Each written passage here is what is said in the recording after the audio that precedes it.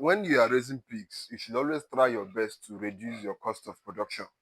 And then, of course, you all know feeds make up about 80% of the cost of production in pigs. So you always have to find and look for ways to reduce your cost by using locally available feed materials. Now, I want to talk about some of the locally available agricultural products and byproducts that you can easily get within your location. As long as you're in Africa, Nigeria precisely, you can always get these things in abundance. The first one is cassava. Now, of course, corn is the major energy feed for pigs and for animals in general. But most times, you can always go for the alternatives as long as you are going to reduce cost. Now, cassava is the most available alternative for corn here in Nigeria. I don't know about other countries, but here in Nigeria specifically, we have cassava in abundance. So if you have a large expanse of land, you can plant cassava, many acres, as much as you want.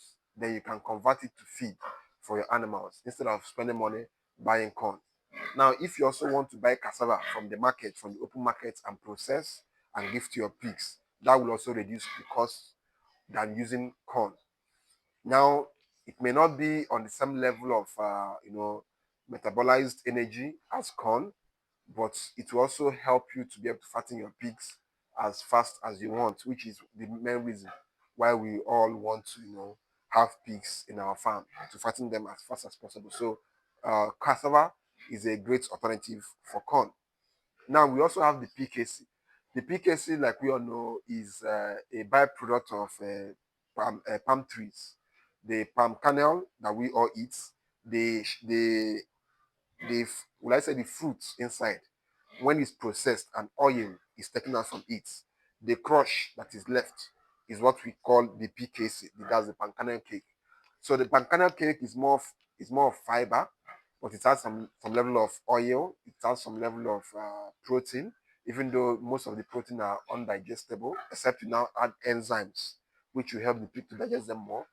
And of course, it also has some level of energy, but the energy is not like as good as that of corn or cassava, but it's still manageable. So you can also go for PKC, but you have to know how you mix it with other ingredients, because PKC will not give your pigs everything it wants. So you have to add other things like corn, soybean, vitamins, bone meal, limestone, and the rest, because PKC on its own is not a balanced diet. So you have to add many other things to be able to make it more nutritious and more balanced. Now, if you are northern Nigeria, in the north, maize bran is one of the most abundant things in the north. Us here in the eastern part of Nigeria, the southern part of Nigeria, we don't have access to much of it compared to those in the north. So it's a bit more expensive here compared to the north. So if you're in the north and you are raising pigs, for those who are in north central, where there is a large number of pig farms, you can use a maize bran as a substitute, even though it will not like give you the best results, as a substitute for maize itself. But if you can use maize bran as your main feed, then you combine maize itself, soybean, fish meal, vitamins, and other ingredients. Trust me, your pigs will do very, very well. But you have to have it in abundance, because it's very, very cheap in the north. And of course, it's always available. Now, the next one is the plantain suckers and leaves. For us here in the south, we have plantains in abundance. So once in a while, we give our pigs plantains and its leaves.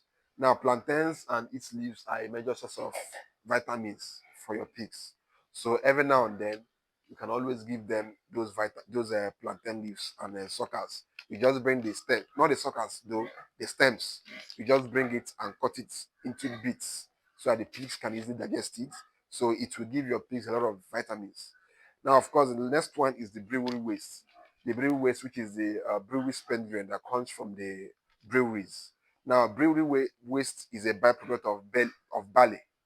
Barley is an agricultural product that is more of an energy giving uh, uh, is more of an energy giving plant.